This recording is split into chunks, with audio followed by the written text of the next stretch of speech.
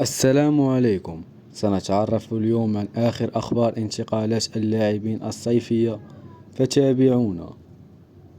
قبل أن نبدأ، لا تنسى الاشتراك في القناة وتفعيل زر الجرس ليصلك كل جديد. لنبدأ. تجهز نادي باريس سان جيرمان عرضا يبلغ قيمته 250 يورو من أجل التعاقد مع الموهبة الإسبانية لامين يامال. أشارت الصحيفة الموندو ديبورتيفو إلى حتى الآن لا توجد مفاوضات بين باريس سان جيرمان وبرشلونة من أجل التعاقد مع لامين يامال، وأوضحت أن هذه المحاولة الثانية من باريس سان جيرمان لضم يامال بعد أن قدم عرضا يبلغ 200 مليون يورو في شهر مارس. وكان لابورتا رئيس برشلونة قد صرح بأن يامال حصل عرض ب 200 مليون يورو. وكشفت صحيفة موندو ديبورتيفو من مصادر خاصة أن باريس سان جيرمان صاحب هذا العرض، ويرتبط لامين يامال بعقد مع برشلونة حتى عام 2026، كما أن لديه اتفاقا بالتوقيع على عقد آخر بعد أن يبلغ 18 سنة في عام 2031. وجه فريق أتلتيك بيلباو صدمة إلى نادي برشلونة بشأن التوقيع مع الجناح الإسباني نيكو ويليامز هذا الصيف. وسبق أن ذكرت تقارير بأن برشلونة يريد التفاوض على خفض قيمة الشرط الجزائي للاعب.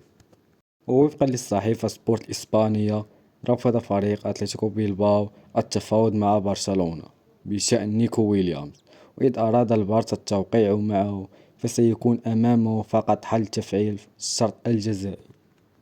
وأشارت أن فريق بيلباو يرفض خفض قيمة الشرط الجزائي البالغ 58 مليون يورو. وذكرت أن برشلونة ليس أمامه حل لشراء ويليامز هذا الصيف إلا من خلال إجراء صفقة بيع كبرى. وقد قرر نادي ريال مدريد عرض أحد لاعبيه في خط دفاع للبيع خلال الميركاتو الصيفي.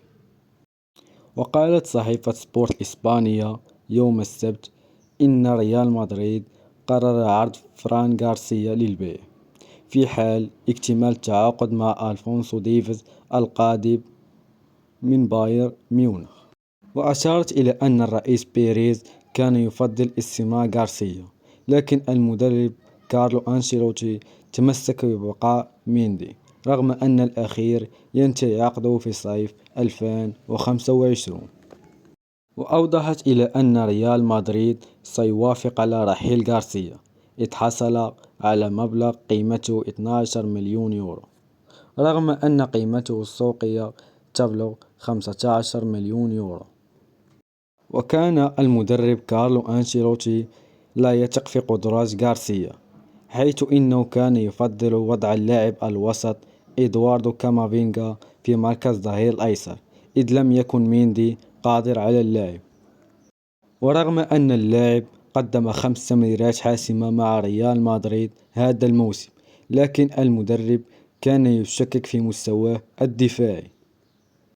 لا تنسى الاشتراك في القناة ودعم الفيديو. دمت في رعاية الله، ومع السلامة.